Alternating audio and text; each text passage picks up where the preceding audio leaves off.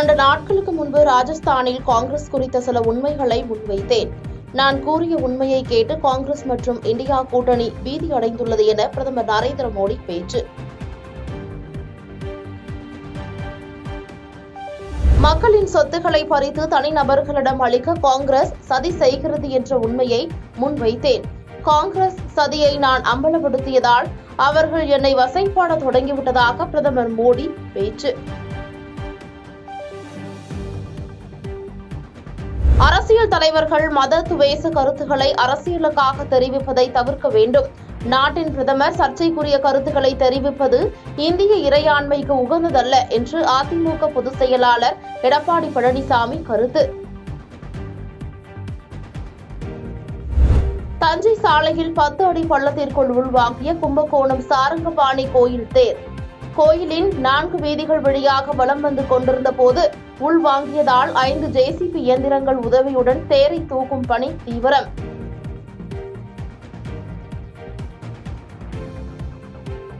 தமிழகத்தில் வெப்ப அலைக்கான மஞ்சள் எச்சரிக்கையை விடுத்துள்ளது வானிலை ஆய்வு மையம்.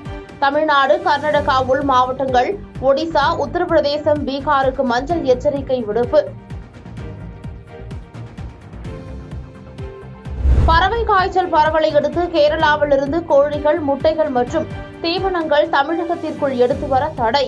தமிழக கேரள எல்லை மாவட்டங்களில் அமைக்கப்பட்டுள்ள 26 சோதனை சாவடிகளில் கண்காணிப்பை தீவிரப்படுத்த கால்நடைத்துறை உத்தரவு. சர்க்கரை அளவு கூடியதால் டெல்லி முதல்வர் கெஜ்ரிவாலுக்கு மருத்துவர்கள் பரிந்துரையின்படி குறைந்த அளவு இன்சுலின் மருந்துகள் 2 யூனிட்கள் வழங்கப்பட்டது. திகார் சிறை தகவல். வெறுப்பு பிரச்சாரத்தில் ஈடுபடும் பிரதமர் மீது தேர்தல் ஆணையம் நடவடிக்கை எடுக்க வேண்டும். ஒற்றுமை, மத சார்பின்மை கோட்பாடுகளுக்கு நேரெதிராக பிரதமரின் பேச்சு அமைந்துள்ளது என விசிக தலைவர் திருமாவளவன் கருத்து. எலான் மஸ்கை திமிர் பிடித்தவர் என விமர்சித்தார் ஆஸ்திரேலிய பிரதமர் அல்பனீஸ். பாதிரியார் ஒருவர் தாக்கப்பட்ட காணொலியை நீதிமன்ற உத்தரவுக்கு பிறகும் எக்ஸ் தளத்தில் இருந்து நீக்க மறுப்பதாக குற்றச்சாட்டு. பிரம்மோற்சவ திருவிழாவை முன்னிட்டு விமர்சையாக நடைபெற்ற மாமல்லபுரம் தலசையன பெருமாள் கோயில் தேரோட்டம். கொளுத்தும் வெயிலில் ஏராளமான பக்தர்கள் தேரை வடம் பிடித்து இழுத்தனர்.